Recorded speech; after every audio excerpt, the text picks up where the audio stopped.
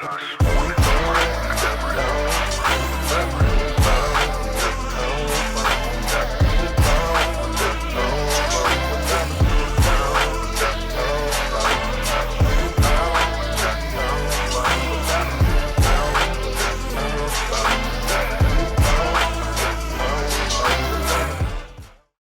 club was that at? That was admit that a lot of people don't even realize that. I've called her. She hasn't responded. I've called her more than a few times. But the Zulu Nation, I'm like, what the hell is this? I know nobody know what I'm talking about. You'll leave me on the island by myself. I don't know what the hell Bishop's talking about. That's what y'all do. Then after class, yeah, I knew what you were talking about. I just don't want to be caught out there. The hell is this? Get on my damn nerves. So read that again, 31.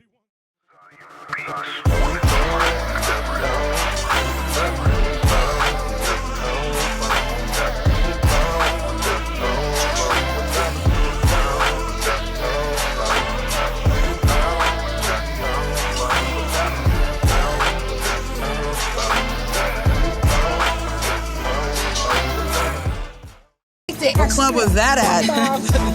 That was admit that a lot of people don't even realize that.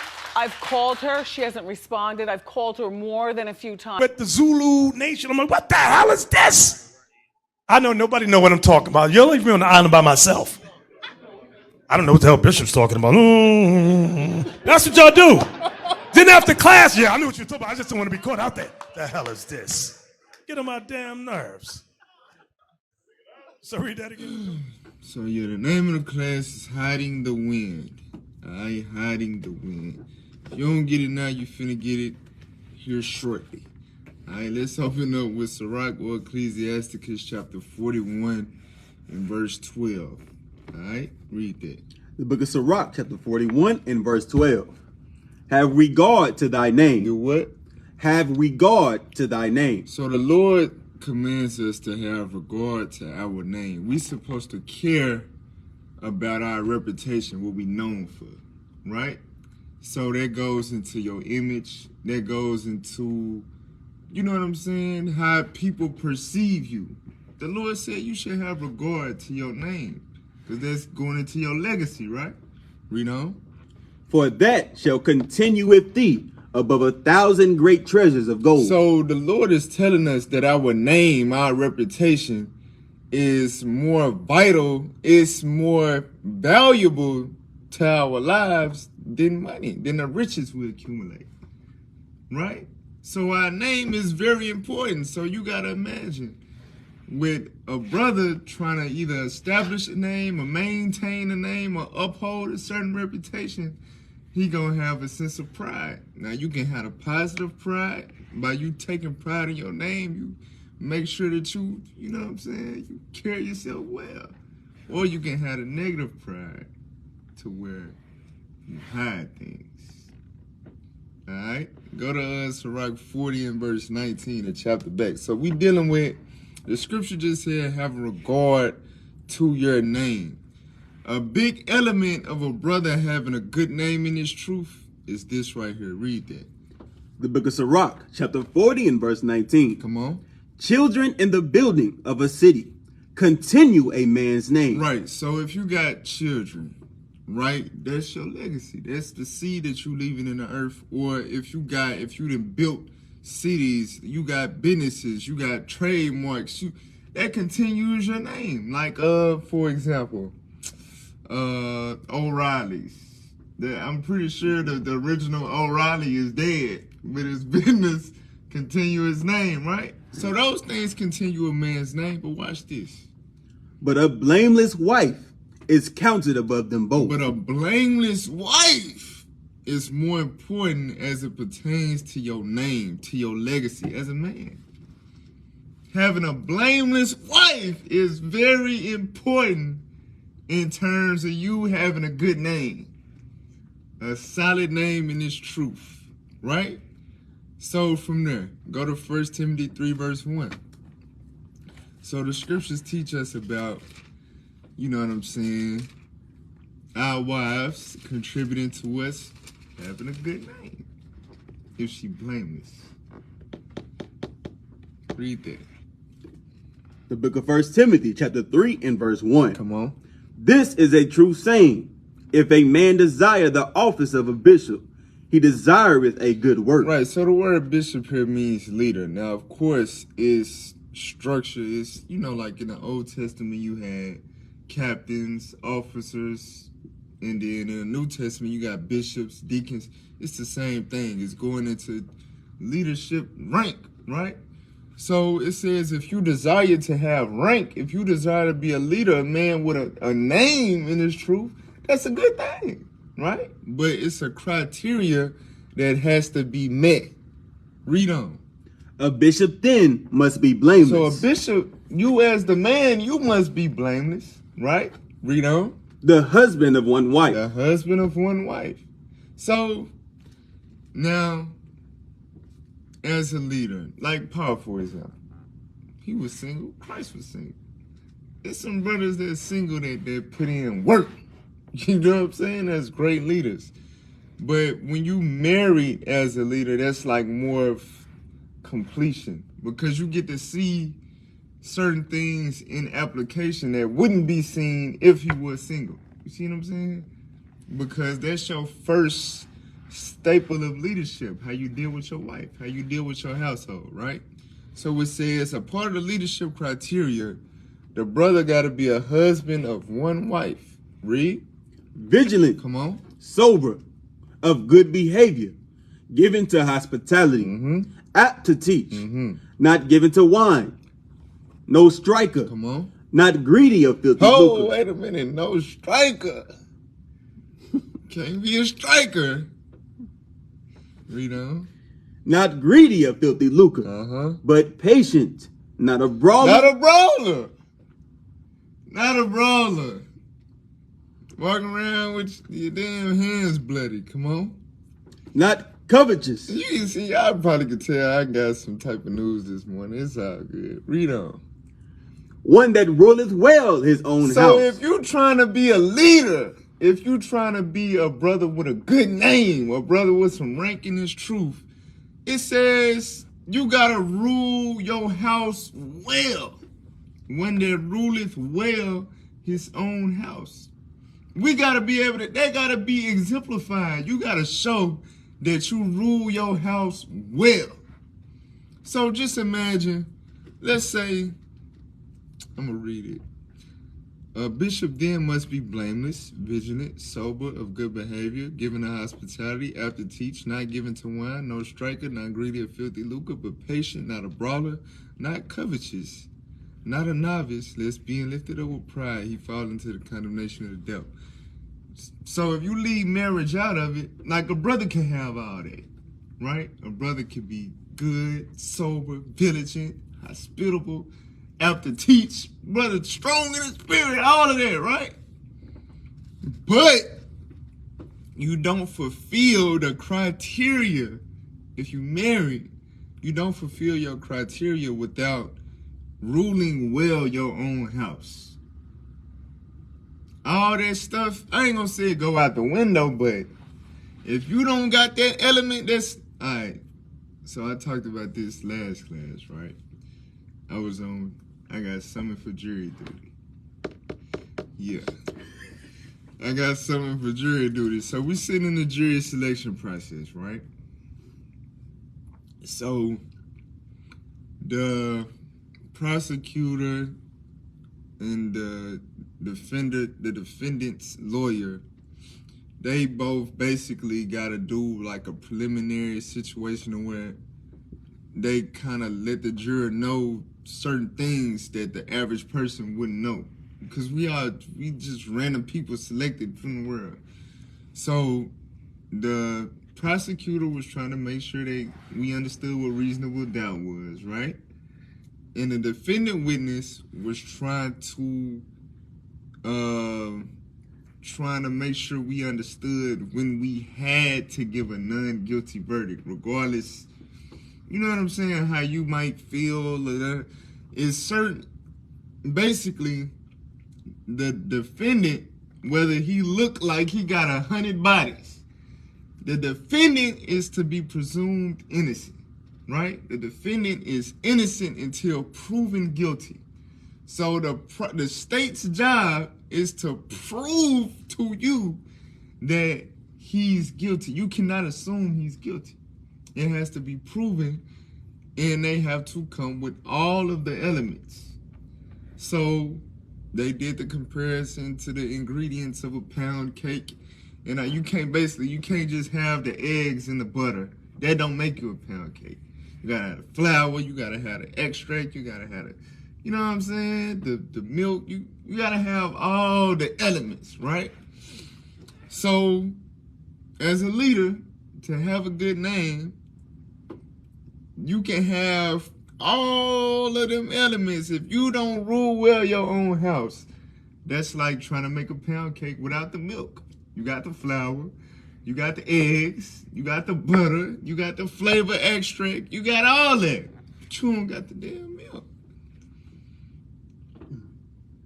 So the Bible said you gotta rule well your own house. Read on. Having his children in subjection with all gravity. Having your children in subjection as well. Come on. For if a man know not how to rule his own house. If you don't know how to rule your own house, if you don't know how to be a leader, lead the example to your wife. And her behavior mirrors because she's a reflection of you, right? If you're not able to execute that, read on. How shall he take care of the church of God? How you gonna build leaders? How you gonna feed? How you gonna be an example to the flock? And we trying to rebuild a nation, right? So with probably the biggest foundation of building a nation is marriage. I mean the Most High, of course, but it's like the Most High God, faith in His Son, and marriage. That's like the foundation of building a nation. If you're not able to rule your house, if your house not in order, what sense does it make to put you over brothers? What sense does it make for brothers to look up to you? You're going to create more brothers that can't control their household, that can't get their house in order, that can't rule over their wife according to the scriptures.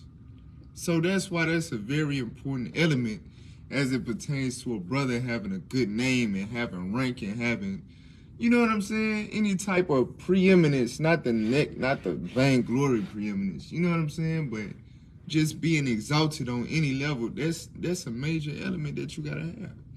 You gotta know how to rule well your own house. And not via physical abuse. You know what I'm saying? Not like, let me see. What's a movie? I don't know, like, Why Did I Get Married? You know what I'm saying? Like, nah, bro. Not via a strong arm. All right? Genesis chapter 18, verse 18. So this is an example of a man with a good name. And one of the major elements that went into him having a good name. All right, read what you got. The book of Genesis, chapter 18 and verse 18. Come on. Seeing that Abraham shall surely become a great and mighty nation. So Abraham, we all know Abraham. If you don't know Abraham, why the hell is you on here? All right, we the seed of Abraham. Through Abraham, through the promise that the Lord made, Abraham is the reason we got a Lord and Savior. That's the reason why we able to repent. That's the reason why we got grace, mercy. You know what I'm saying? He the reason. Abraham. All right, read on. And all the nations of the earth shall be blessed in him. Come on.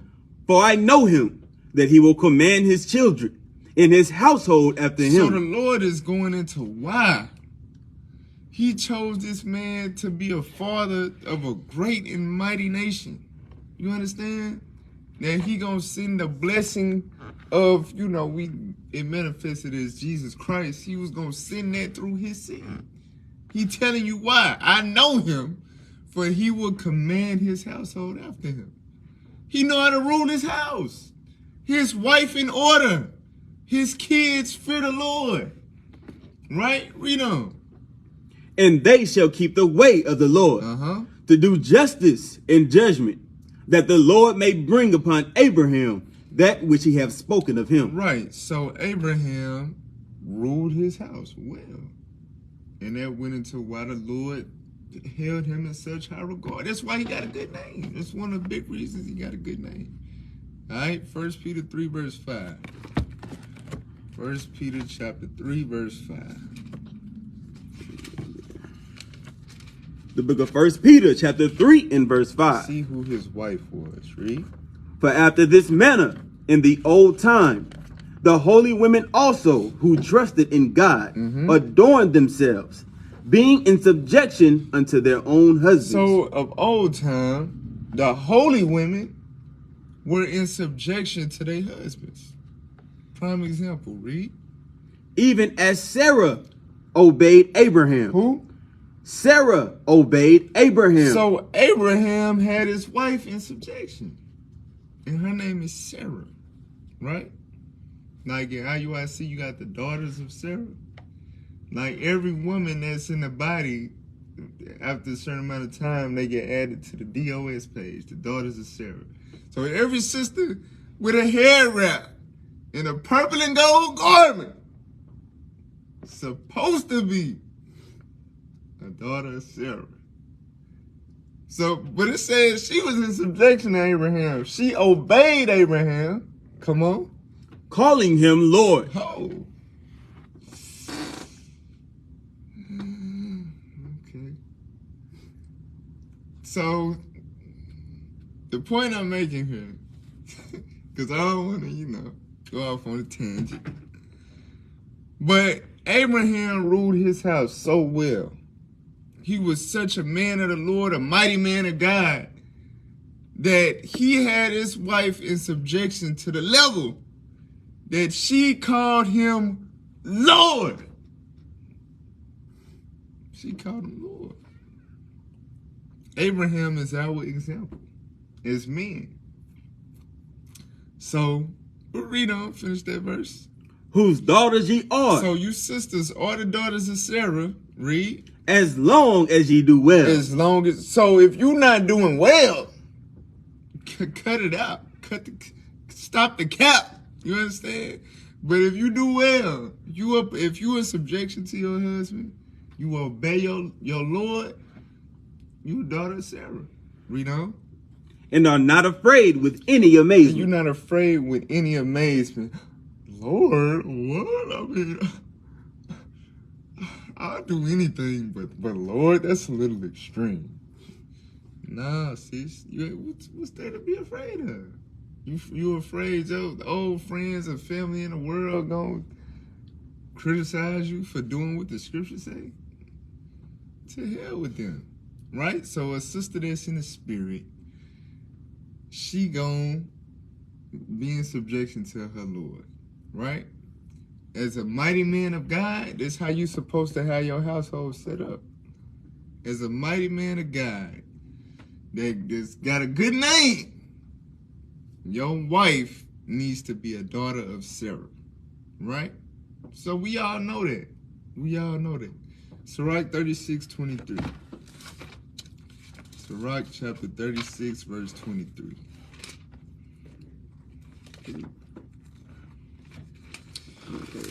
Watch this. Sirach 36:23. The book of Sirach, chapter 36 and verse 23. Come on. If there be kindness, meekness, and comfort in her tongue. So this right here is a high value woman, right? A woman that has kindness, meekness, and comfort in her tongue, right? That means she's a wise, knowledgeable, polite. She a daughter, she a good sister. She a blameless wife, right? If you got a sister like that, read on. Then is not her husband like other men. That shows that you gotta be a high caliber man. You gotta be a high caliber man to have a wife like that. You not finna see no sister like that with her husband ain't gonna be like other men. You know what I'm saying? Her husband got to have a good name to have a wife with them qualities. He feared the Lord. He has instructed her in the way of the Lord for her to have kindness, meekness, and comfort in her tongue. So he's not the average Joe. And that's how all us brothers want to be on that level, right? Go to Proverbs 31. Proverbs 31 verse 10. Proverbs 31 verse 10. The book of Proverbs, chapter 31 and verse 10. Come on. Who can find a virtuous woman? A what? A virtuous woman. Read. For her price is far above rubies. So a virtuous woman. She's invaluable. Like we read about the name. How the name go far above riches. Same thing about a virtuous woman, because that is a big contribution to you having a good name. Her price is far above rubies, right? Jump down to verse 26. Verse 26. She openeth her mouth with wisdom, and in her tongue is the law of kindness. So just like we read in Sirach 36, right? It said if there be kindness, meekness, comfort in her tongue. So this virtuous woman, it's the same thing. That's where Sirach got it from. He was trying to imitate Solomon. That's what he said in the prologue, right? So this is where he got it from. Read verse 23. Verse 23. Her husband is known in the gates. Go ahead. When he sitteth among the elders of the land. So he not like other men. He amongst leadership. He got a good name. He known amongst the elders. He a judge. He got rank, right? So a virtuous woman, when you see a virtuous woman, if she married, that means that the husband is going to be a righteous, God-fearing, mighty man, right? That's what the scripture. So every brother want to be that God-fearing, righteous, mighty man. But do you have the virtuous wife to reflect it? Because that's what the scriptures are showing us. When you got Y, then you got MX plus B. You know what I'm saying? For real. That's how the equation works. You a mighty man, you fear the Lord, you going to have that virtuous woman to mirror you, to reflect you. That's what the scriptures is showing us. That's what brothers know. This is what you generally understand. All right, go to Proverbs 12, verse 4. Proverbs chapter 12, verse 4. The book of Proverbs, chapter 12 and verse 4. Come on. A virtuous woman is a crown to her husband. You see that? That goes with everything we read thus far. A virtuous woman, a virtuous wife, is a crown to her husband. That's the icing on the cake. That was the last element to go with a bishop. You know what I'm saying? Like, that's the crown. That's like, you know, how they say trophy wife. You know what I'm saying? It's a testament to your righteousness, to your dignity, to your, you know what I'm saying? Like, to be a mighty spiritual man and all that, like, that's what you deserve. So that's what we all supposed to know and see. Read on. But she that maketh ashamed is as rottenness in his bones. Uh-oh. Wait a minute. So what is this? So up until this point, we read about blameless wife, Sarah, being in subjection, calling him Lord. Calling him Lord. You know what I'm saying? Not to other people, like how sisters be referencing their husband as Lord. Yeah, my Lord, my Lord, my Lord. No. Calling him Lord. When nobody else around, you know what I'm saying? That's how she addressed him. Right? We read about Sarah. We read about a blameless wife. You know what I'm saying? Kindness, meekness, comfort, the virtuous woman. But now in Proverbs 12 and 4, it says, she that maketh ashamed. So what is this? So think about it, brothers. Think about it. You're a brother that put in work. You know the scriptures, everybody know you could teach. You know what I'm saying? All that. You got all the elements in 1 Timothy 3, 1 through 3, right? But when you bring your wife around, she doesn't reflect that. She's not a testament to you applying the scriptures in terms of having your house, ruling your household well. You understand? So she makes you ashamed. She got characteristics and attributes to where you not really proud of calling her your wife. She's not a crown to you. You understand? It says, she that maketh ashamed is has rottenness in his bone. What happens if your bones rot? What happens if your bones rot? Should write it down. You can't stand, you can't, you know what I'm saying? You become weak. We're gonna get back to that. But she that maketh ashamed. We're gonna go into some things that will make a husband ashamed of his damn wife. Now, it's a few ways to go about, because you might be in a situation where that's the current state of her, but it's fixable if you are a mighty man of the Lord. But a lot of brothers go another route. But we just gonna go into some ways a brother would be ashamed of his wife. And sisters, if you fit these criteria, then you should be ashamed of yourself, even though this class ain't about you.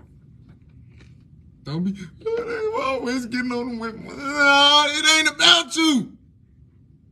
All right? But where we at? Proverbs 21, verse 9. Come on. The book of Proverbs, chapter 21 and verse 9. It is better to dwell in a corner of the housetop. No. The corner of a housetop. That's in the attic, in the smallest space. The attic already a small space. The corner is where the roof is at the shortest. You know what I'm saying? You know. It's better to dwell in the corner of an attic. Hearing, what's the mic sound? The squeaky. You hear stuff, creepy crawlers, and you know what I'm saying? It's better to dwell up there with cobwebs than to what? Than with a brawling woman in a wide house. Than with a brawling woman in a wide house. Meaning you got a nice crib. It's room, it's spacious. You know what I'm saying? But you got a brawling woman inside of there. A masculine, all in your face, all, you know what I'm saying? Argumentative, don't know how to talk to you. She don't call you Lord. She call you by your government name. You know what I'm saying? She's a brawling woman. Jump up to verse 19. Verse 19. It is better to dwell in the wilderness. In the what? The wilderness. Hold on. Because, you know, we done all went to tabernacles before, right? So, you know, when you go to tabernacles, one of the first things you do when you set up your tent, you spray it down with the love to keep the bugs away. You know what I'm saying? In the wilderness, you know, we go on tabernacles, we got security and all that, watching for foxes and raccoons and, you know what I'm saying, deers, all type of stuff. There's all type of stuff in the wilderness. You know what I'm saying? A lot of dangerous things, a lot of bugs, a lot of wild nature, a lot of things that can harm you, right? And it's not, you know, when you prepare and all that, you can be sanitized, but it's not generally sanitary. Like, it's, you know what I'm saying? But that's where you would rather dwell than to do what? Than with a contentious and angry woman. Than to be in a house with a contentious and an angry woman. Contentious. She always trying to argue. She always got an attitude.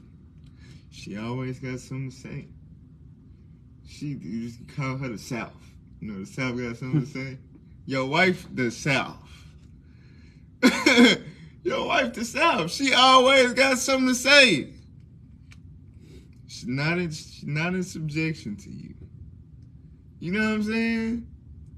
That right there will make a brother ashamed. Go to Sirach 25, verse 20. Sirach chapter 25 and verse 20. Let's read that. The book of Sirach, chapter 25 and verse 20. So when a sister is a brawling woman, I know when we think brawling, we think, you know what I'm saying? She might go to that level with you, but it's really talking about being argumentative, right? Being contentious, being angry. She don't got that soft tongue. No. All right, read. As the climbing up a sandy way is to the feet of the aged. So the feet of the aged. Aged people are typically,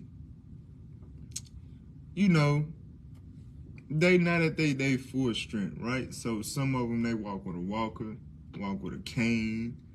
You know what I'm saying? Because their bones are becoming brittle. So for a young man like myself, that's pretty much at his full strength,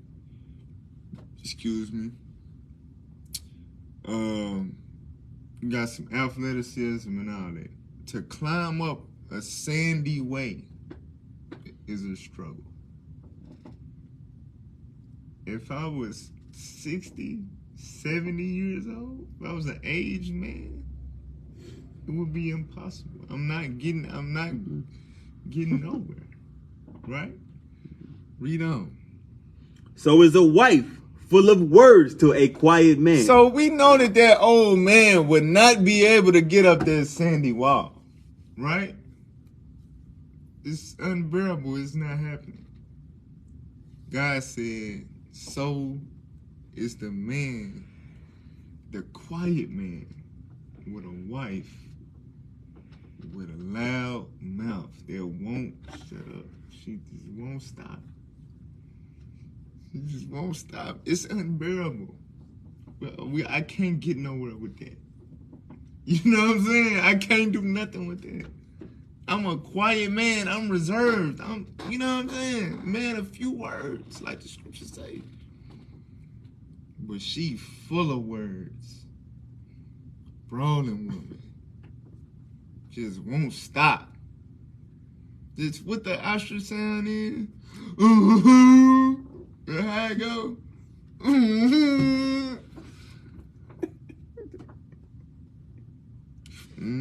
Go to Sirach 22 verse 5.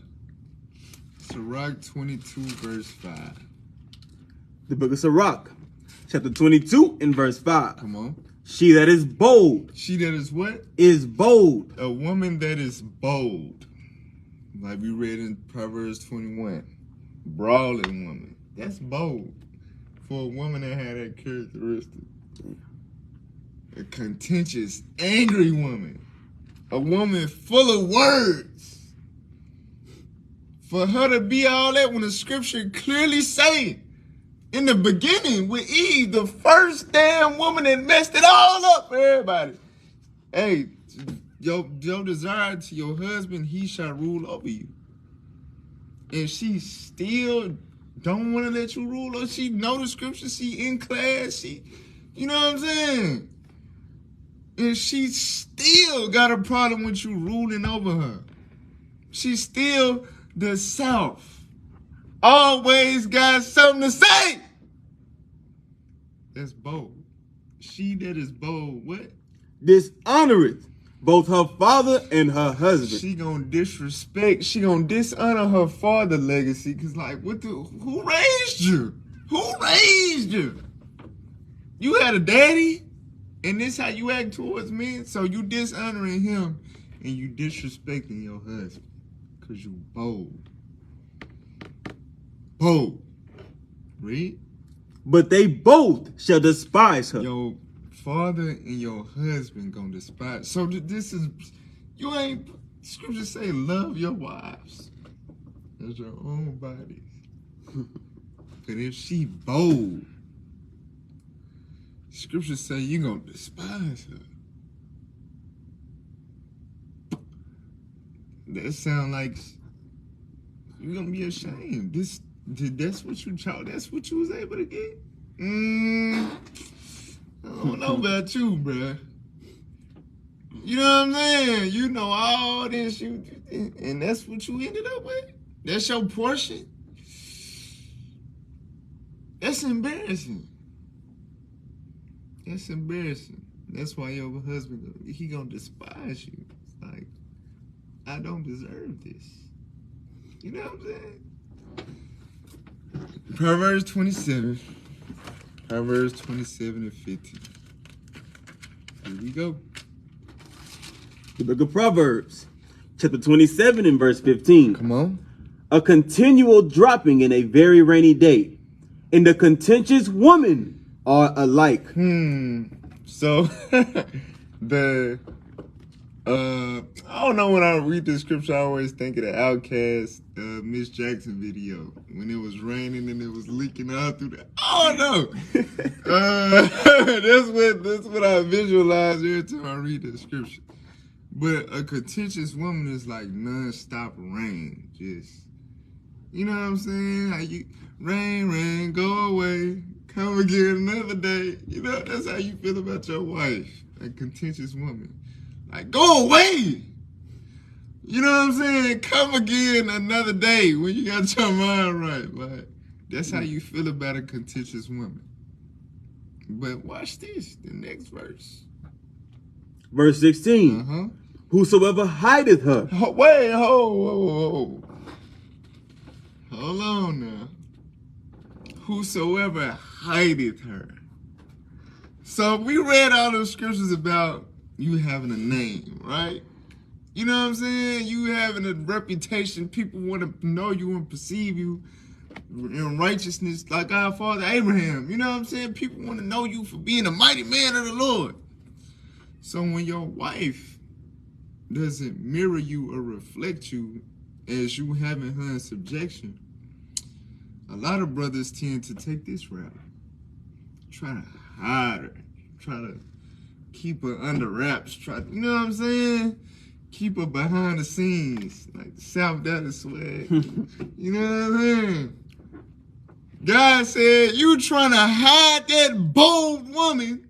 Read. Hideth the wind. It's like you trying to hide your damn fart. You know, like, look, we sitting right here, right? It's only us two.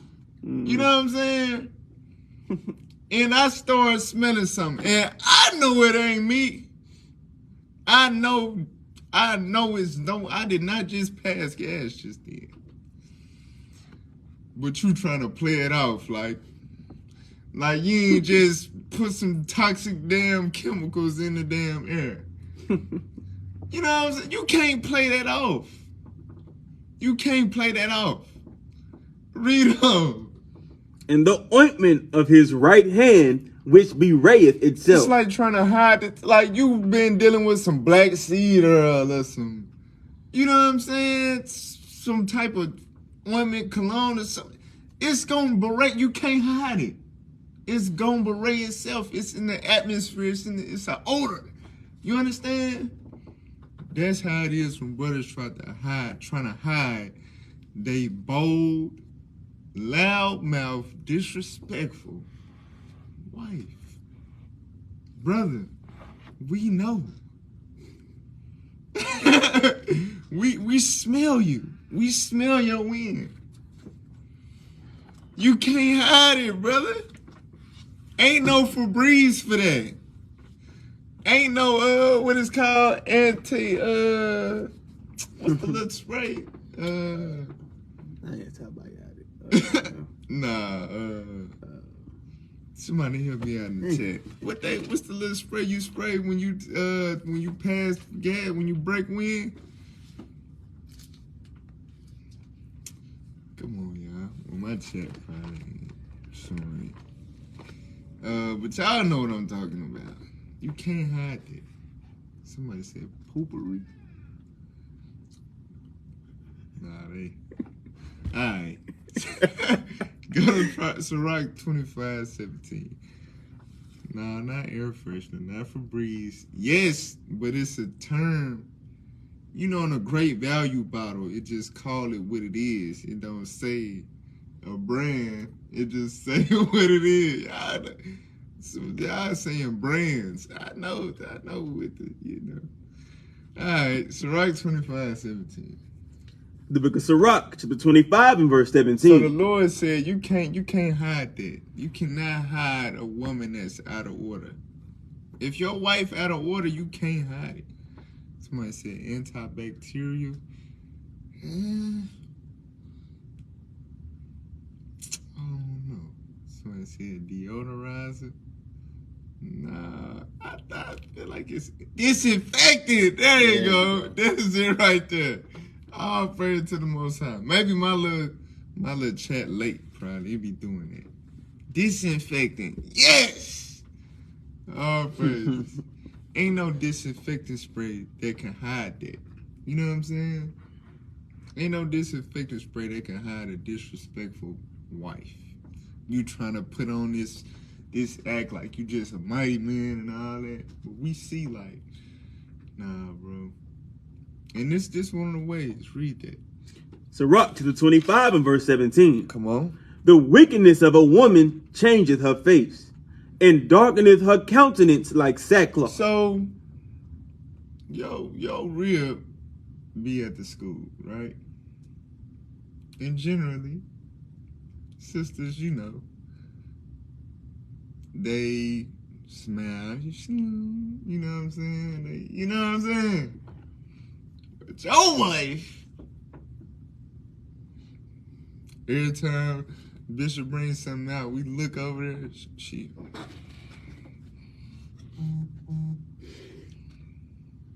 you know what I'm saying?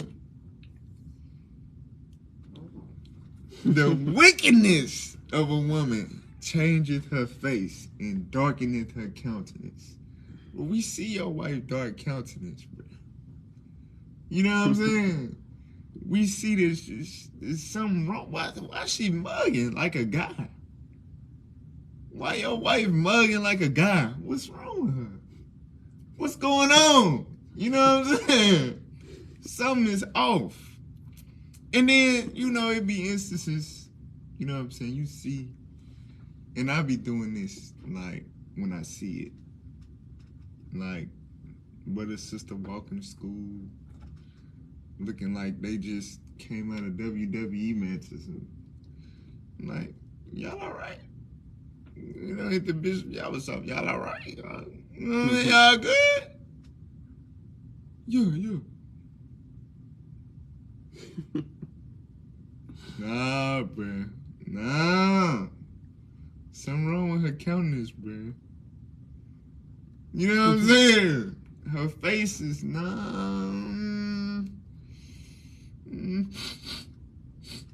smell wind. I smell fart. Read on. Her husband shall sit among his neighbors. So your husband gonna be around the brothers. Cause he trying to get away from you.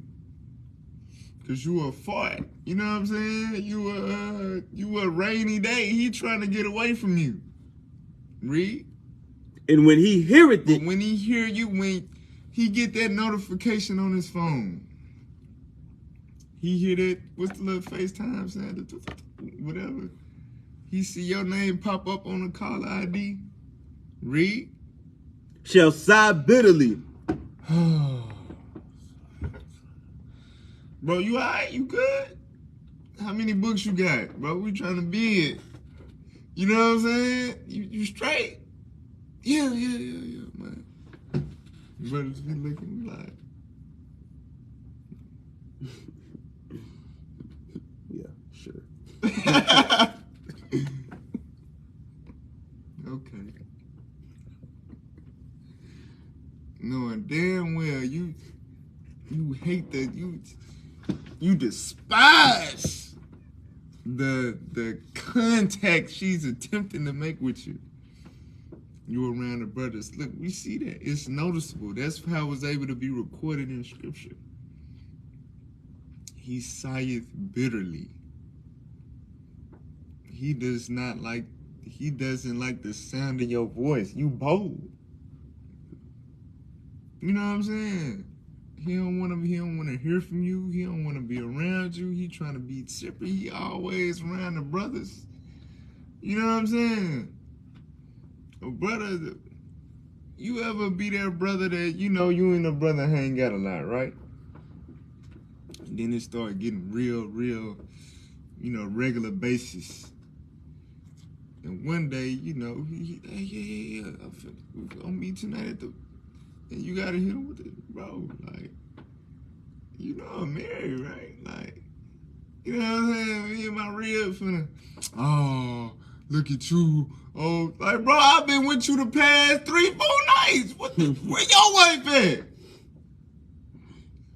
Oh, bro, hey, hold on, I'm gonna call you back. Bro, get off the phone real quick. Hey, bro, we can go on a bro, we can go on a double date. The line just go off. You hit him up, whatever, he hit you back 2 hours later. Oh, bro, my phone died. Nah, bro, you trying to hide the win. You trying to hide the win, bro. We see it, bro. We see it. We smell it. We smell it. But watch this, though. Go to Sirach 26:24. This is a thing right here. Watch this. The book of Sirach, 26 and verse 24. A dishonest woman contempteth shame. Contemneth shame. So a dishonest woman will contemn shame. What does that mean? Finish the verse. But an honest woman will reverence her husband. An honest woman shall reverence her husband. So what does it mean a dishonest woman will contemn shame?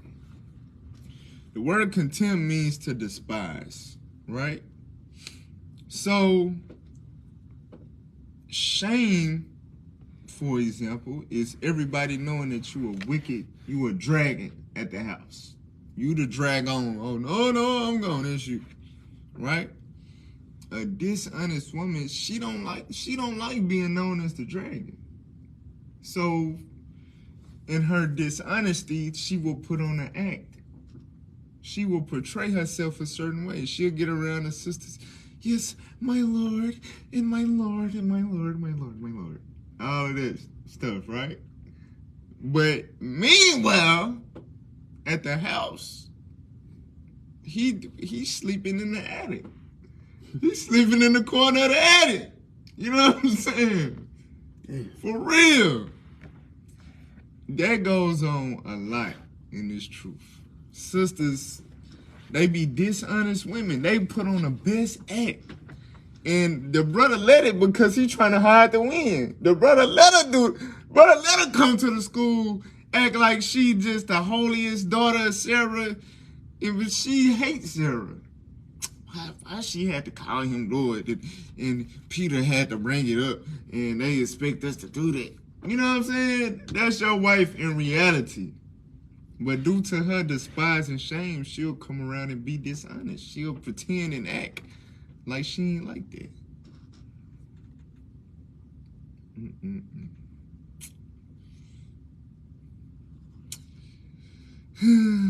It's a lot of our wives, unfortunately. Proverbs 31:30. So women like that, dishonest women, what they tend to do is try to win and woo the hearts of the other sisters. You know what I'm saying? They try to get honor and glory amongst the women. But at the end of the day, brothers know. You know what I'm saying? Like when a sister in the spirit, brother let a brother know, hey bro, yo, want me in the spirit, bro. What you going over? You know what I'm saying? What you going over with her, man? All praises. You know what I'm saying? We big brothers up for that. Sisters be worried about what the other sisters think. That ain't glory. Read that. The book of Proverbs, chapter 31 and verse 30. Come on.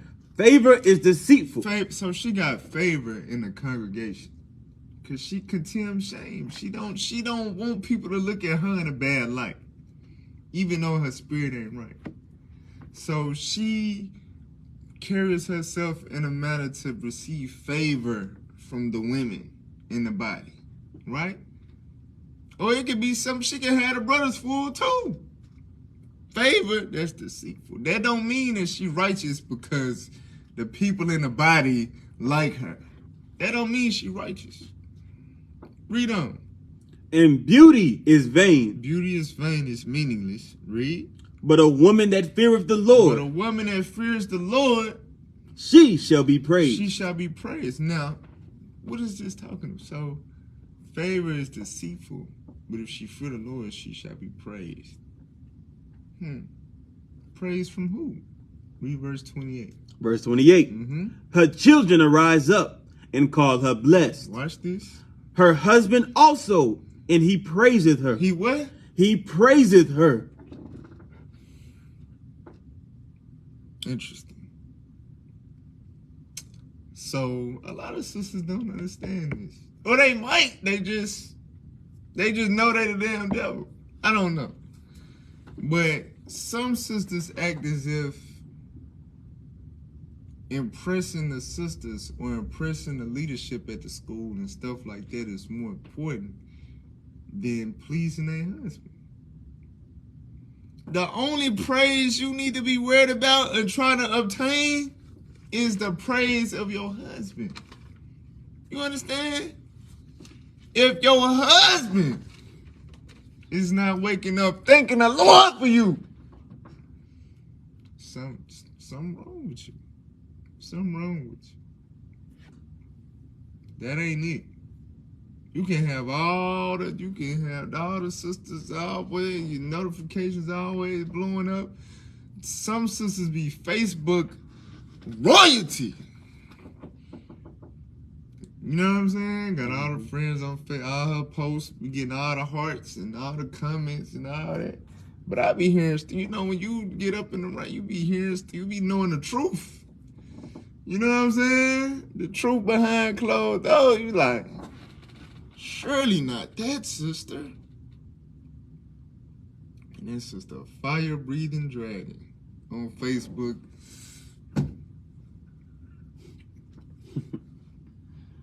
For real, she got all type of followers. She got little businesses. She got pages. She got little telegrams. She very involved with the women. But her husband don't even like her. Yeah. Husband is not a fan. Sheesh. Dang. Watch this. Esther 1 and 5. So we go over this a lot. And Purim coming up. You know what I'm saying? Shout out to the Lord for the peace. We go over this a lot. But it's really heavy. It's a heavy example. Because sisters will get caught up in being princess royalty and, you know what I'm saying, team head sister or whatever. You know what I'm saying? But don't know how to please her Lord. Watch this. Read what you got. Esther 1 and 5. The book of Esther, chapter 1 and verse 5. Come on. And when these days were expired, the king made a feast unto all the people that were present in Shushan, the palace, both unto great and small, 7 days in the court of the garden of the king's palace. So the king of Persia at the time, he make a big feast. It say both small and great, so everybody there, right? It's going down. It's a big thing. Jump down to verse 8. Verse 8. And the drinking was according to the law, none did compel. For the king had appointed to all the officers of his house that they should do according to every man's pleasure. So he got all the officers, he got all the big dogs there. He got all the men that's supposed to be looking up to him. Right? He the king. He the man on the throne. So he got all his conglomerates. He got his associates. He got his officers. All the people there. So you got to think. These is people that hold him in high regard, right? They respect him. He the king. They fear him. You understand? So, read on. Also, Vashti the queen made a feast for the women in the royal house which belonged to King Ahasuerus. So simultaneously, while the king got his feast with the men, right, around all these men that respect him, both small and great, right? His wife, Vashti, got a feast with all the women. So, now I ain't saying that there's anything wrong with that, right? In terms of she got her thing while you got your thing, because we don't need to be always in the mix. You know what I'm saying? Yeah, do your thing, right? But a lot of times you see this spirit too, like your wife be on some monkey do or trying to match, like trying to compete with you more so than trying to please you. Like whatever you doing with the brothers, she trying to do with the sisters. Not saying that she shouldn't, but you know what I'm saying? She more focused on the little DOS ministry than keeping the dishes washed, keeping the clothes rotated, dry and washed, keeping them folded, keeping them hung up, keeping the food cooked. You get off a call and you, hey, I'm hungry. I was on a call. You was on a call?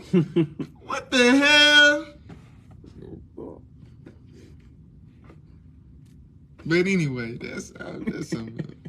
So Vashti, she got a feast with the women. All right, come on.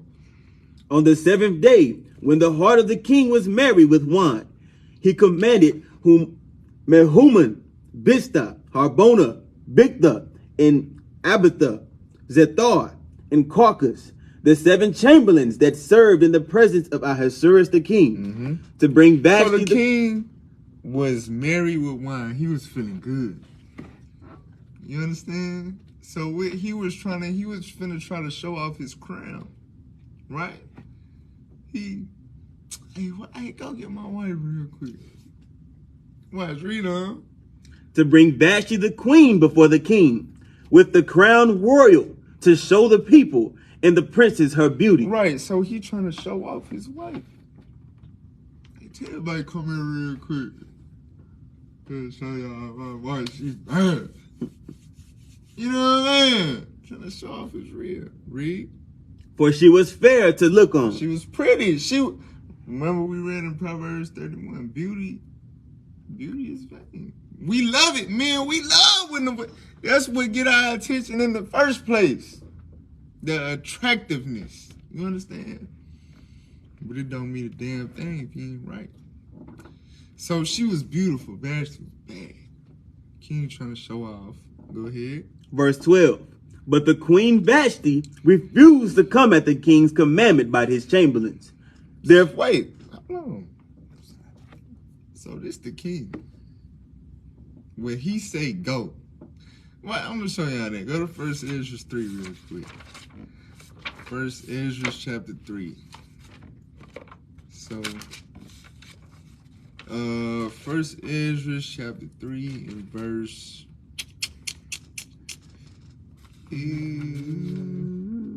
let me get verse... No, 1 Ezra 4 in verse 2. the book of 1 Ezra, chapter 4 and verse 2. O ye men, do not men excel in strength, that bear rule over sea and land, and all things in them? Right, so men are the superior beings in the, you know what I'm saying, the world. Of course, we know that. Come on. But yet the king is more mighty. But the king among men, he's more mighty than all the other men. That's why he the king, right? Read. For he is Lord of all these things. He is what? Lord of all these things. He is Lord of the sea and the land and all things in them. Right? Read on. And hath dominion over them. And whatsoever he commandeth them, they do. So wait a minute.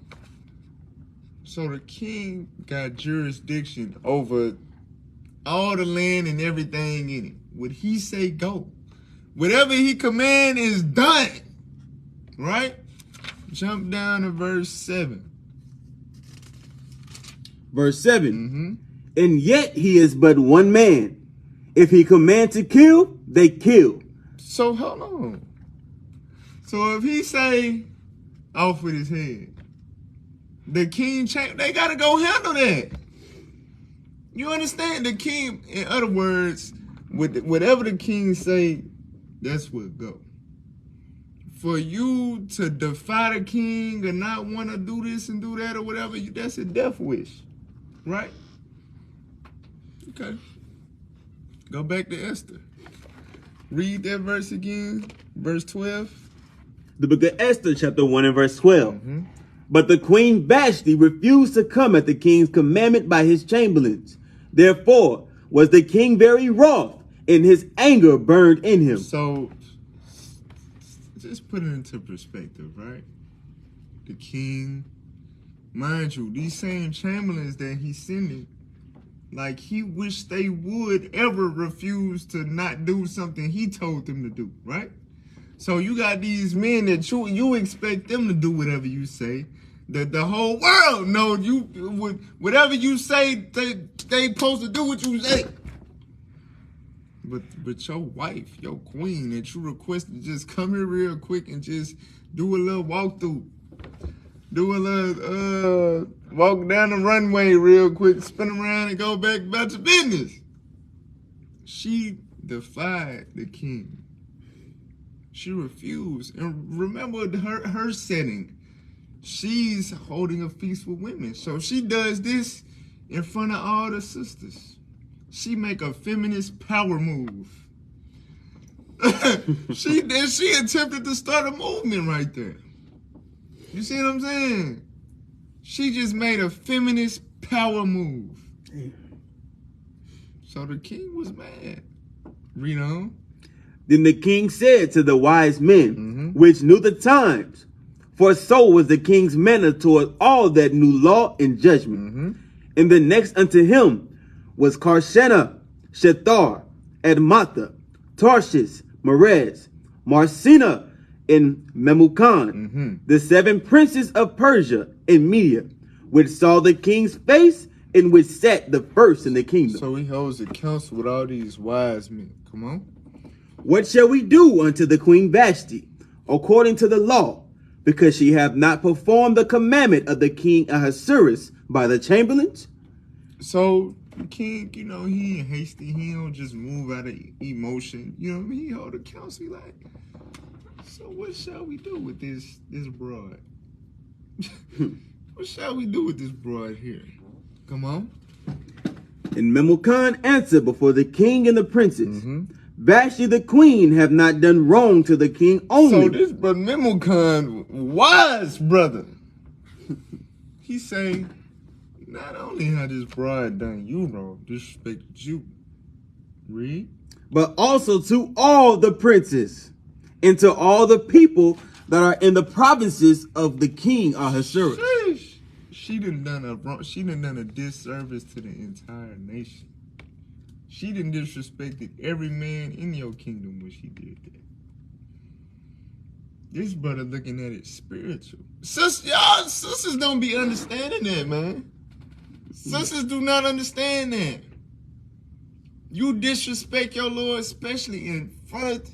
But like, it be little stuff going on in school, and sometimes it be in the moment. Brothers and sisters get caught up in the moment, but y'all gotta understand. Y'all gotta really consider things. Like, we see everything. What we don't see, the angels see, right? But it's in leadership, don't too much stuff go unnoticed. Like, we see the little in the hallway, the little back and forth, or he tell you, no, I'm finna play another game of spades, or no, I'm finna go back here and do this, no, I still gotta clean this, and you ready to go, and you know what I'm saying? I feel that when that happened. I feel like you just rolled your eyes at me. When I see sisters rolling their eyes at their husband, they going back and forth, I feel attacked. I feel, you know what I'm saying? I feel disrespected. For him. I don't be feeling that, man. Like, you know, we play with, bro, hold on, I know you ain't with you. You know what I mean? I'm telling you, sisters don't understand. When you disrespect, especially like in public, sister, you lucky we not in the Stone Age. You lucky. But read on. Verse 17. For this deed of the queen shall come abroad unto all women. So she did it at the feast with the women. So you know women talk. So what she did, it's gonna spread to all households throughout the kingdom. Go ahead. So that they shall despise their husbands in their eyes. Like I said, she tried to make a feminist power move. Just based off that, she sending that vibration. All the sisters was gonna catch that spirit and start disrespecting, telling their husband no. Hey, babe, come on. I'm busy. Huh? Hold on, give me a minute. I'm on the phone. What? No, sir. This brother wise. He like, nah, hell no. This is gonna spread. Sisters gonna catch that. All these women gonna start disrespecting their damn Lord. No. Read on. When it shall be reported, the king Ahasuerus commanded Vashti the queen to be brought in before him, but she came not. Likewise shall the ladies of Persia and Media say this day unto all the king's princes, which have heard of the deed of the queen. Thus shall there arise too much contempt and wrath. So damn. Ooh, it's a lot in this. All right, so look. Like we was going over, like 1 Timothy 3 with the bishop, right? That's why that's a part of the criteria. You got to rule your household because your job as a bishop is to produce more bishops, right? You a leader, you an example. You are replicating the men under you as yourself, right? So if your wife is disrespectful and you tolerate that, you accept that, you are instilling that tolerance and acceptance in the men under you. You know what I'm saying? You making it seem to their wives as if that's supposed to be tolerable by a leader when it's not. So the brother is explaining this and he like, it's going to be too much contempt and wrath. That's how you know the black community is... That's why it's so much murder. That's why it's so much violence. That's, you know what I'm saying? It's rooted in the disorder, the dysfunction in the women not reverencing the men. He's showing you this stuff is going to turn into contempt and wrath throughout the nation. Just the fact of women not respecting their husbands. You know what I'm saying? It's gonna turn into this little mole is gonna turn into a mountain, and that's why you see our community the way it is today. That's how some congregations end up how they end up, and they got to be broke down and rebuilt. And you know what I'm saying? Because when the women ain't in line with their Lord, it throw everything off. Your brother knew this. Read on. If it please the king, let there go a royal commandment from him, and let it be written among the laws of the Persians and the Medes, that it be not altered, that Vashti come no more before King Ahasuerus, and let the king give her royal estate unto another that is better than she. Damn. Ooh. Brother, you a king? Brother, listen, you a king? Hey. Their brother said, hey, nah, bro, you can't go for that. You know what I'm saying? Let the hell go. Introduce her to the dope. You know what I'm saying? Get you a woman that's better than her, because you can. You a king. You can do better. Stop settling that. Brother, listen. Well, I'll get into that later. But stick to the story. Come on. Verse 20. And when the king's decree, which he shall make, shall be published throughout all his empire, for it is great, all the wives shall give to their husbands honor. All the wives shall do what? Give to their husbands honor, both to great and small. So this just like in Genesis 3, right? That was the principle to begin with. But once you see something happen that seem like stuff didn't got confused, you gotta reiterate. Put a decree out, let all the wives know to give their husbands honor. That's what it been since the beginning of time. But obviously, some women got it twisted. So we finna go on, set the records, go on, put the decree, let everybody, we gonna tell everybody. We gonna tell everybody. Everybody gotta know. That's a no-no. Disrespect to your husband is not to be tolerated. Period. So, in his case, he didn't have to win. What did he do when his wife disrespected him? He assembled a council. He took counsel. Some brothers have a Vashti at the crib. Don't say nothing. Don't get no counsel. We're trying to hide his fart. We're trying to hide his fart, man. From there, 1 Kings 21. So we read about, and that's the heathen. We just read about the heathen. We go to Israel and we got to go to our former kings to read about the damn simps. That's a damn shame. 1 Kings 21 and 1. The book of 1 Kings, chapter 21 and verse 1. Come on. And it came to pass after these things that Naboth the Jezreelite had a vineyard which was in Jezreel, hard by the palace of Ahab, king of Samaria. And Ahab spake unto Naboth, saying, Give me thy vineyard, that I may have it for a garden of herbs, because it is near unto my house, and I will give thee for it a better vineyard than it. Or, if it seem good to thee, I will give thee the worth of it in money. Right. So Ahab trying to make a deal with a brother to get his vineyard so it could, he trying to, he want to benefit off of it.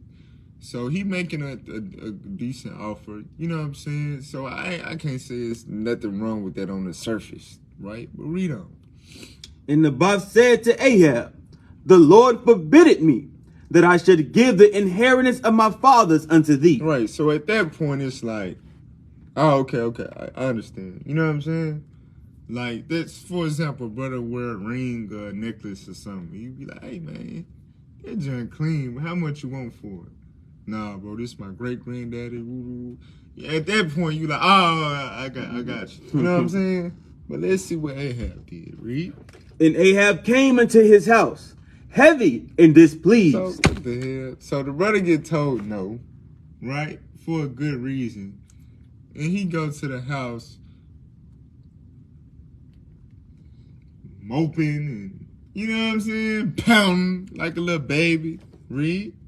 Because of the word which Naboth the Jezreelite had spoken to He him. got told no. Go ahead. But he hath said, I will not give thee the inheritance of thy father. Right, so Ahab was dealing with a covetous spirit.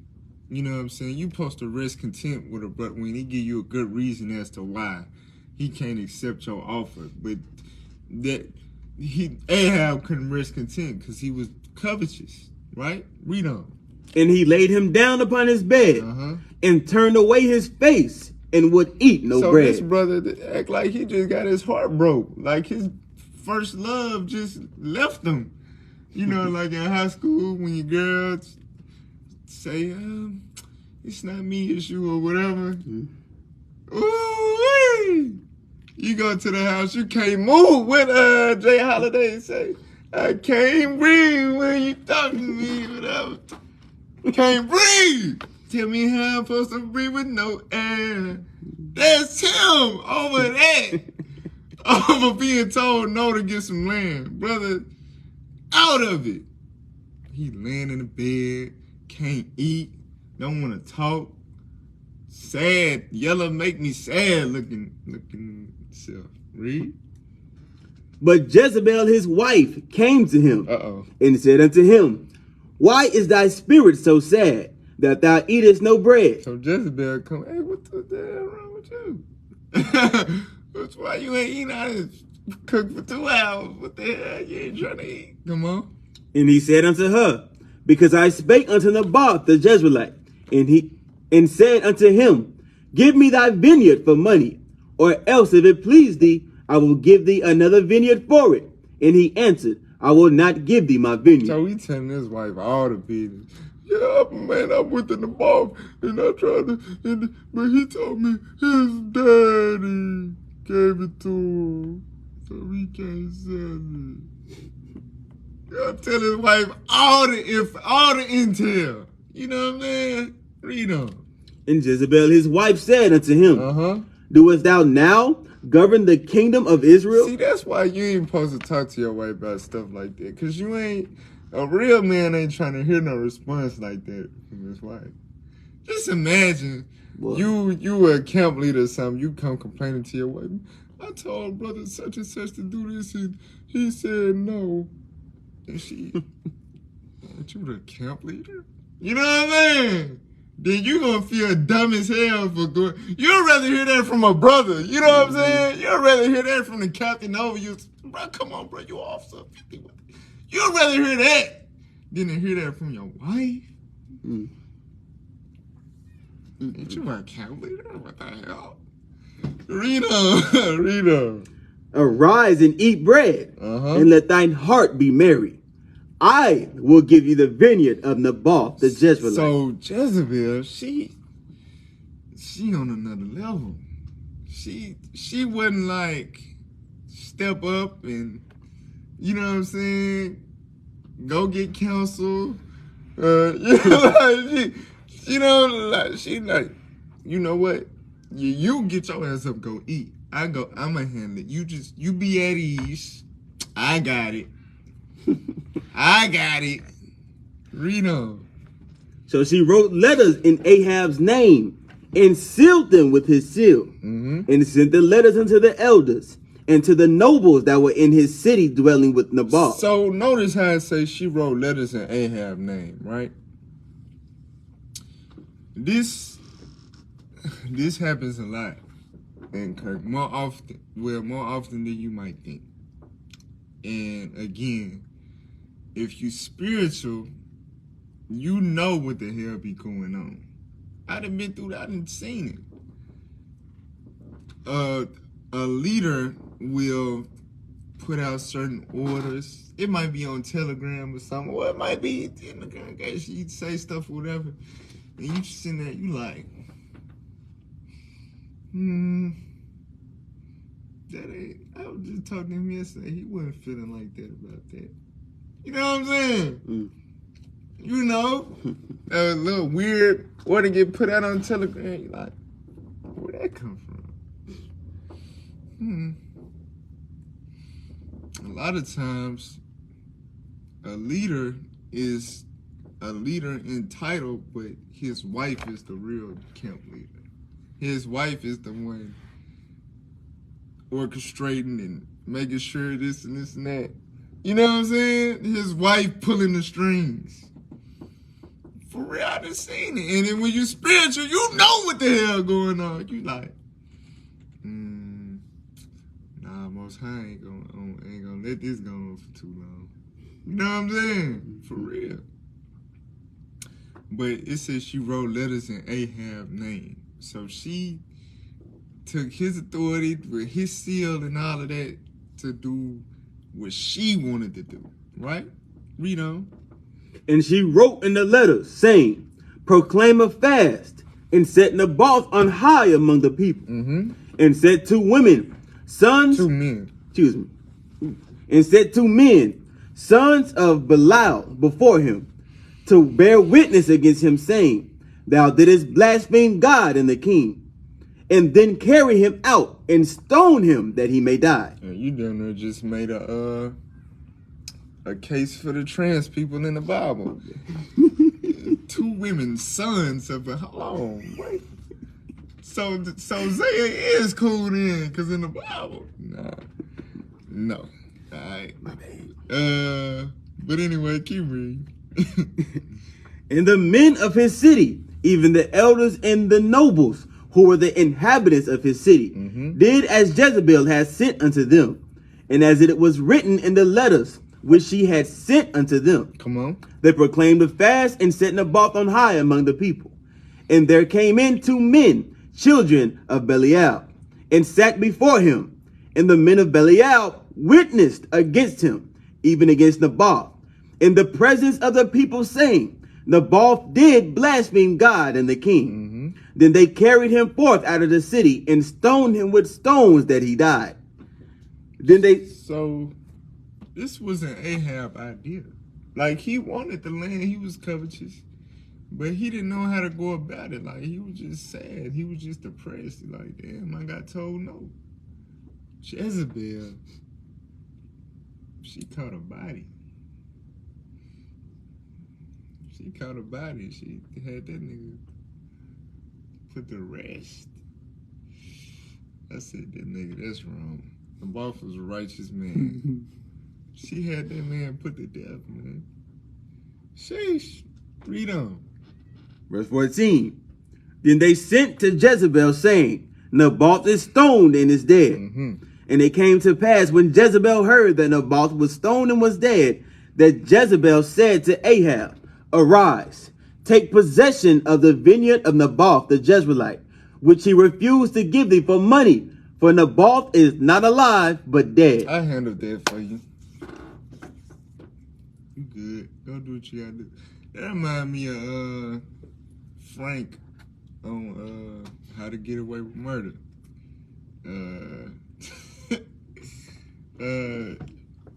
The lawyer, what's her name? What's her name on there? Annalise.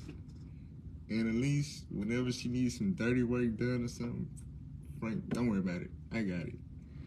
And he go glove up and, you know what I'm saying? Just do all type of, he pull a lot of stuff.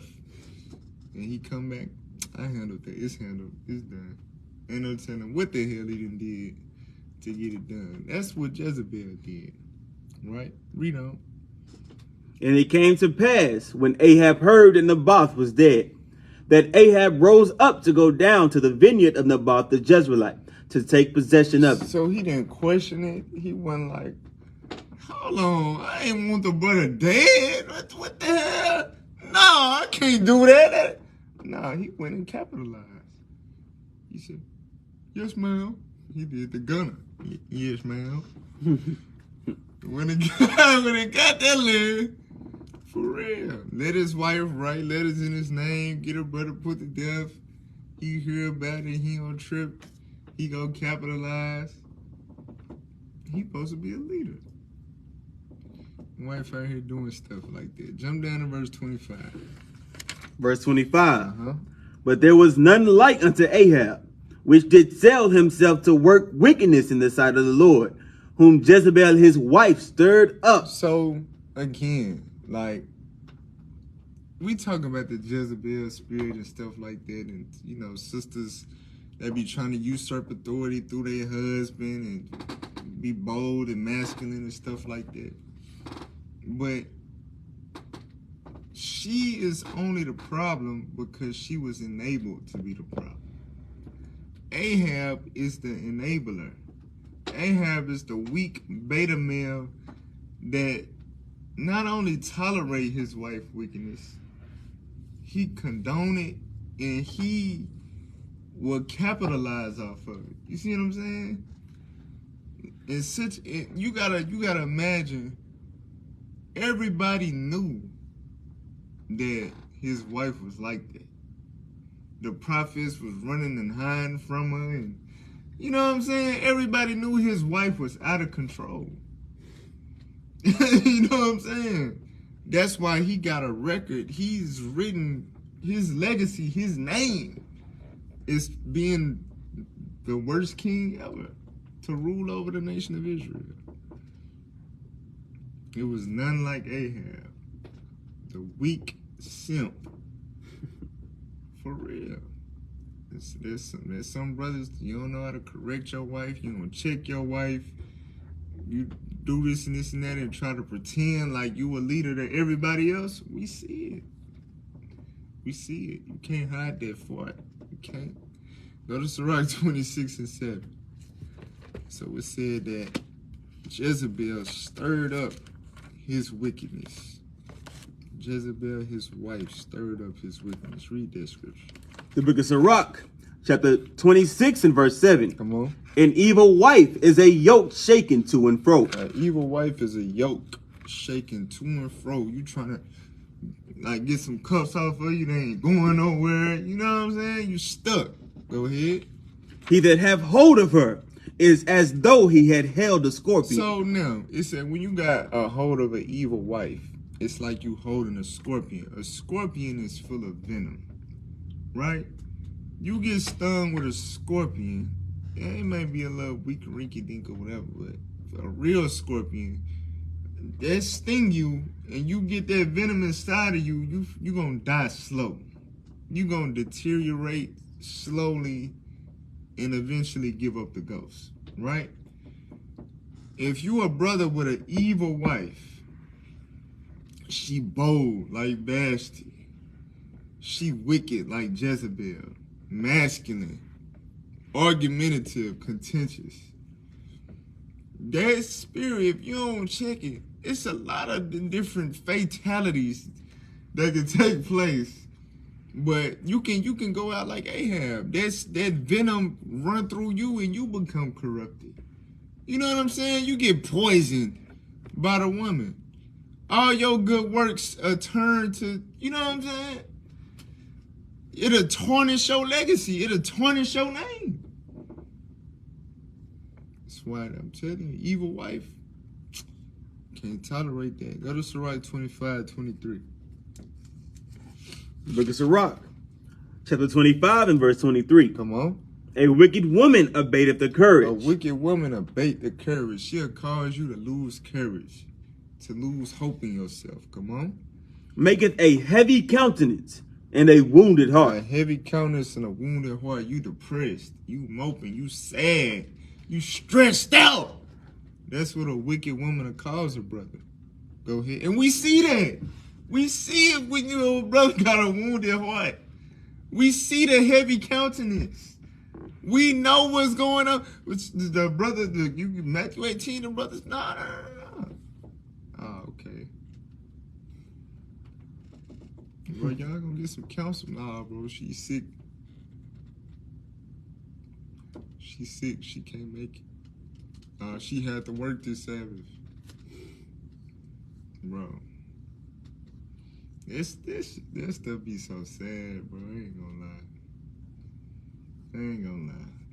It be sad. Brothers be going through it, and it's like they can't do nothing about it. And they mind, they can't do nothing about it. Wife just wicked. Wife ain't giving you no sex. Wife disrespectful. She be ignoring you. You know what I'm saying? She don't listen to nothing you say. She spend more time outside the house than with you. All that. And you just coming to the school just head down, looking crazy. Bro, what's up with your wife at? Man, we'll talk.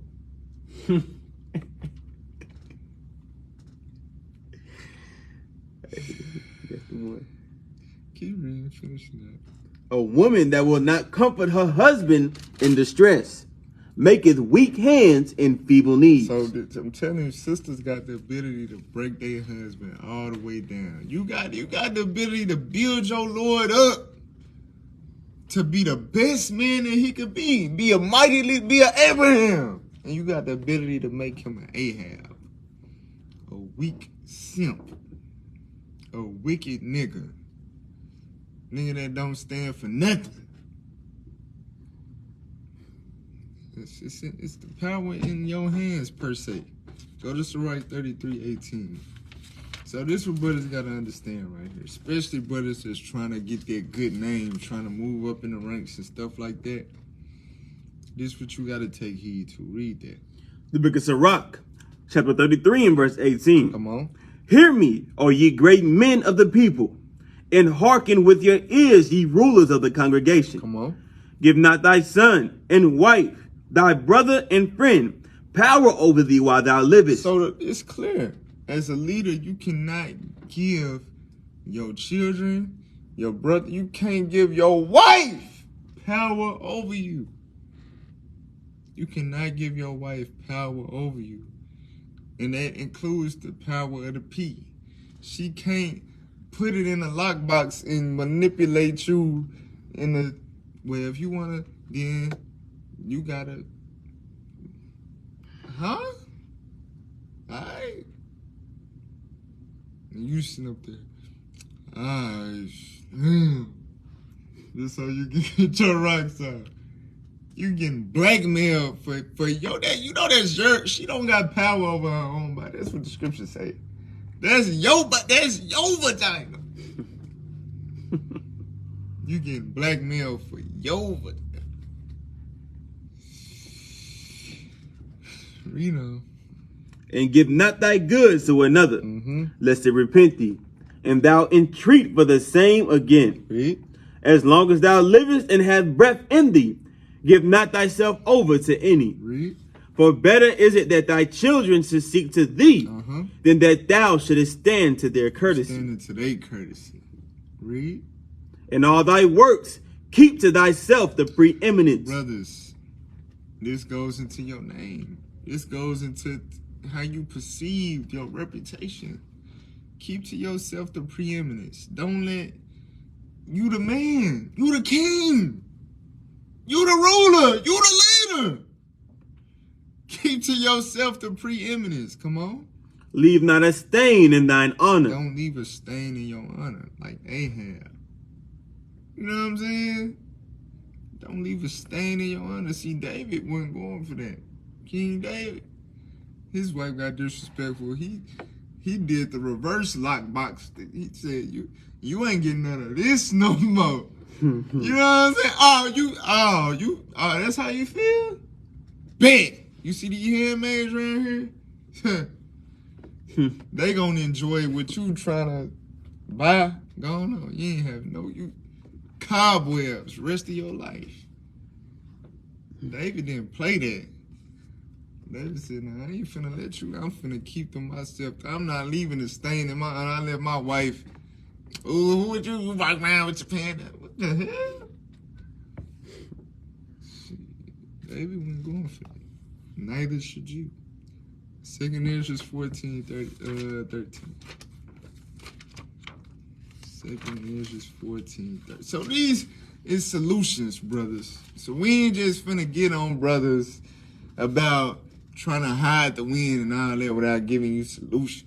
All right, this is what you need to do. Read that. The book of 2 Ezra, chapter 14 and verse 13. Come on.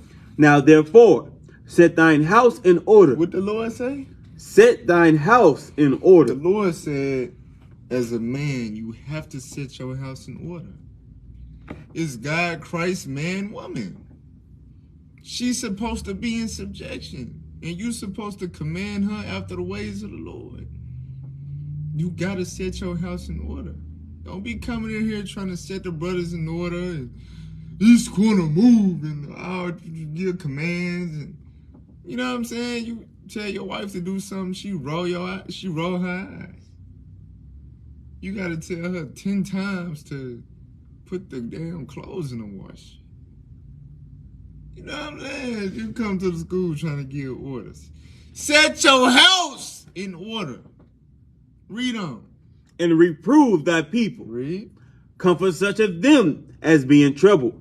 And now renounce corruption. So that comes after you get your house in order. Then you teach the people, right? Read on.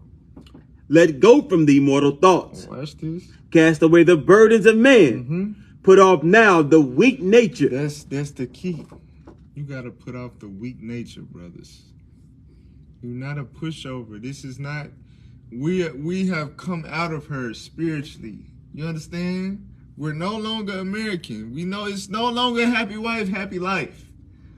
Put off the weak nature. Tell her to be quiet. Sit your head down. You're going to do what the Bible says.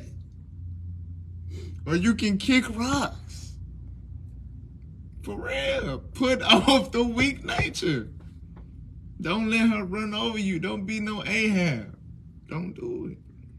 Don't do it. 2nd Esdras 10:33. Read what you got. The book of 2nd Esdras, chapter 10 and verse 33. Come on. And he said unto me, stand up manfully. Do what? Stand up manfully. Stand up manfully. Read. And I will advise thee. Right. So it's the Lord. Women got estrogen. Men have testosterone. Right? It's a different. The Lord made our spirits. We got masculinity. They got femininity. You know what I'm saying? It's a certain way we supposed to stand up. Like, she can't stand up how you can stand up. She could try, but you a man. You know what I'm saying? Like, you supposed to. She not supposed to be able to overstand you. You know, like, stand up. What is you doing? Stand up manfully. Stand up manfully, bro. If you gotta play the Ludacris song to help you out, then that's what you need to do. Stand up! For real. Stand up. Stop letting her run over you, bro. Stop letting her be disrespectful. Stop letting her tell you no. Stop letting her call you by your government name.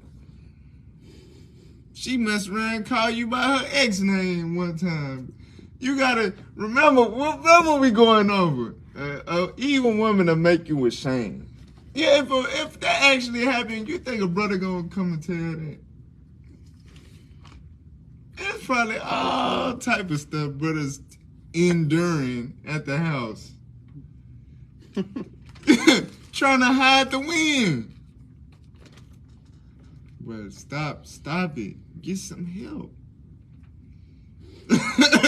Stop it. Stop letting her do this. All right, 25:25. The book of Sirach, chapter 25 and verse 25. Come on. Give the water no passage. The water no passage. Come on. Neither a wicked woman liberty to gad abroad. So remember the scripture said a contentious woman is like a rainy day, right? Scripture say get a water no passage. Stop letting her contend with you. Don't go back and forth with her. The hell? You don't get a water no passage and don't give her liberty to gad abroad. You letting her be a dishonest woman in contempt. You letting her come to the school and put on that act. You know what I'm saying? You letting her get around other sisters and got them confused and got this sister thinking she a righteous daughter of Sarah. Now you need to tell her to sit her ass down and get her spirit right.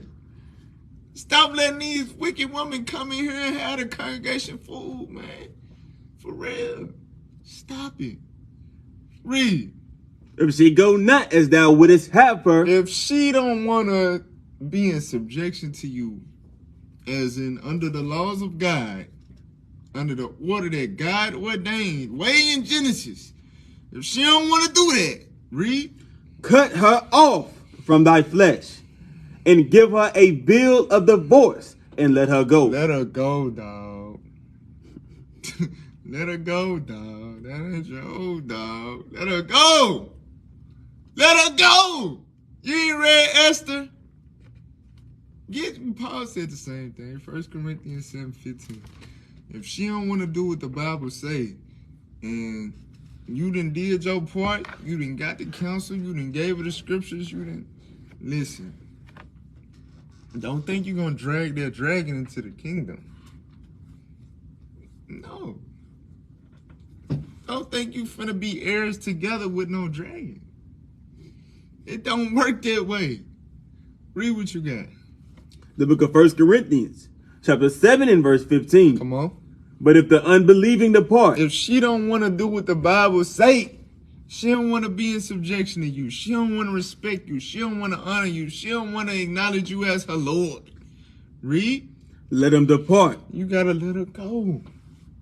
I guarantee you, half of these brothers, most of these brothers that's dealing with this, trying to hide the win, if they decided they was gonna leave their wife within 48 hours, it ain't like you finna put the sister away and she gonna come and congregate. You know what I'm saying? She don't respect you, she don't honor you, you can't correct her. You put her away, within 48 hours, she'll be back in pants. She'll be at the club. Within 48 hours, she'll probably have a damn OnlyFans set up. Within a week. Man, let her go. Let her.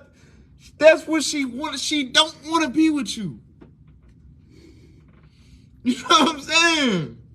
She wants you to free her.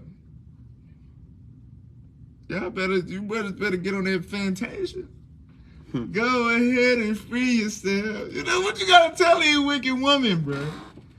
Go ahead and free yourself. I can find better. I deserve a righteous woman. I'm keeping the. What the hell am I? How am I stuck with you? Let her go, dog. Let her go. Grow some balls. Testicular fortitude. Sirach 26:23.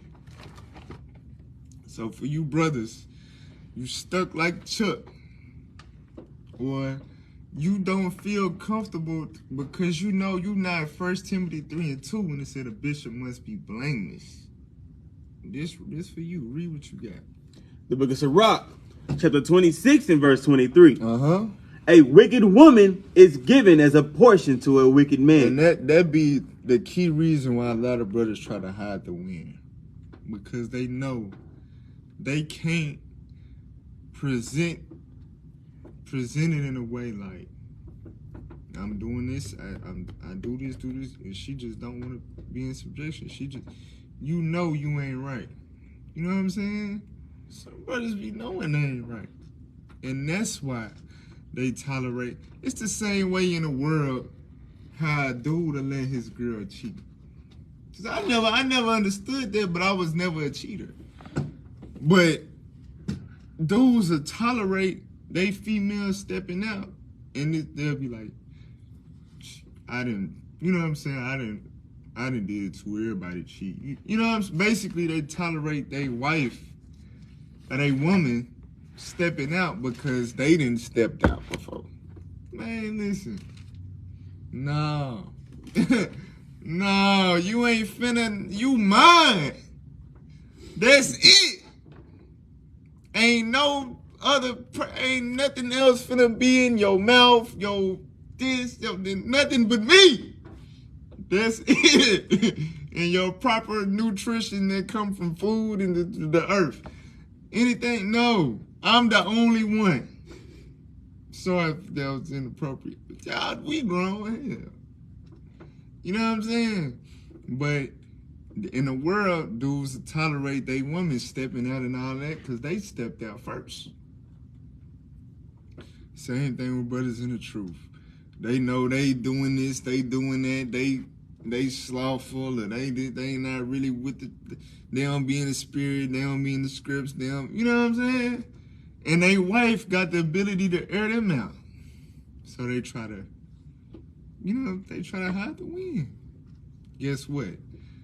Y'all belong together. That's what the Bible's saying. You got what you deserve. Read that again. A wicked woman is given as a portion to a wicked man. That's just your portion then. Y'all a match made in hell. That's just your situation. Read on. But a godly woman is given to him that feareth the Lord. So if you're a brother that really genuinely fear the Lord, you don't deserve no ungodly woman. A godly woman, a man that fears the Lord is supposed to have a godly woman that belongs to him. That's thus saith the Lord. So, with that being said, last scripture, Ecclesiastes 7:26. Bishop pull it all the time because he's trying to get it through brother's head. If you a good brother and you a brother you got the potential to have a good name, but that's the one element holding you back. You gotta apply this, man. Ecclesiastes 7:26. The book of Ecclesiastes, chapter 7 and verse 26. Come on. And I find more bitter than death the woman whose heart is snares and nets. Hold on, more bitter than death? Bitter than death.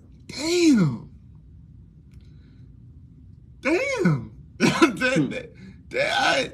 We be reading through that part. More bitter than death. That goes with the rather dwell in the wilderness. You'd rather live in an environment with real lions and tigers and bears. She worse than death? Read on. The woman whose heart is snares and Who nets, snares and nets trying to trap you up. Come on. and her hands are as bands. Uh-huh. Whoso pleaseth God. So wait. If you please God, you blameless, you vigilant, you sober, you apt to teach, you fit the criteria of a mighty man, right? You please God, read. Shall escape from her. You shall do what? Escape from her. So you might have came into the truth in the bondage of whatever, you know, that was what you started out with before you was converted. And you convert, but she don't convert with you. You become Abraham, but she ain't Sarah. She trying to be Hagar. The Lord said, you're gonna escape from her. She don't deserve you. A godly woman shall be given to him that fear the Lord. So if you fear the Lord, he will free you from that dragon. He will release you. You are permitted to be released. You are permitted to let her go. You understand? But read on. But the sinner shall be taken by her. But if you ain't right, you know you ain't blameless, you know you full of SH, that's your portion. Good luck. You stuck. For real.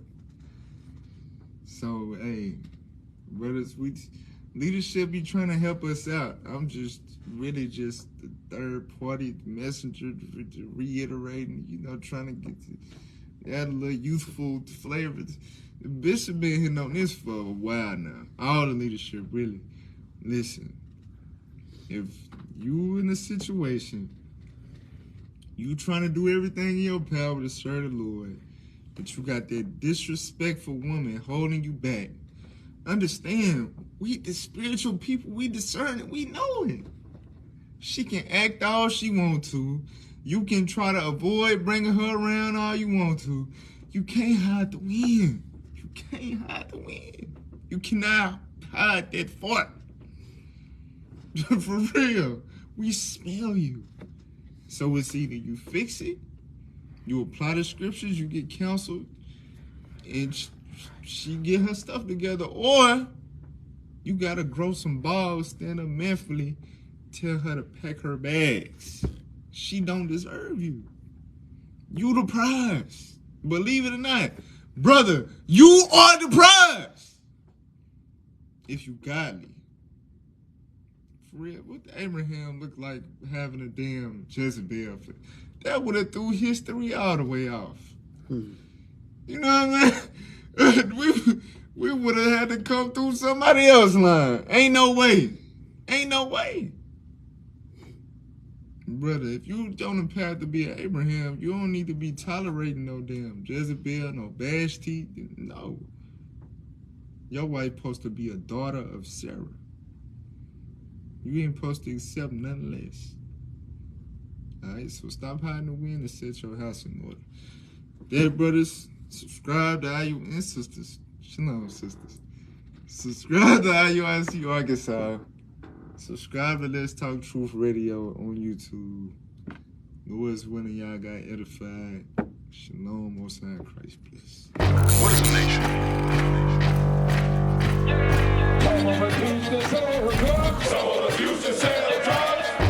Nation is men leading by example.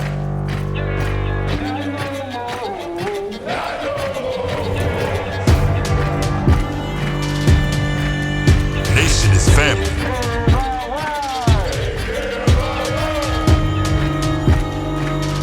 Nation is community. Nation is children with role models.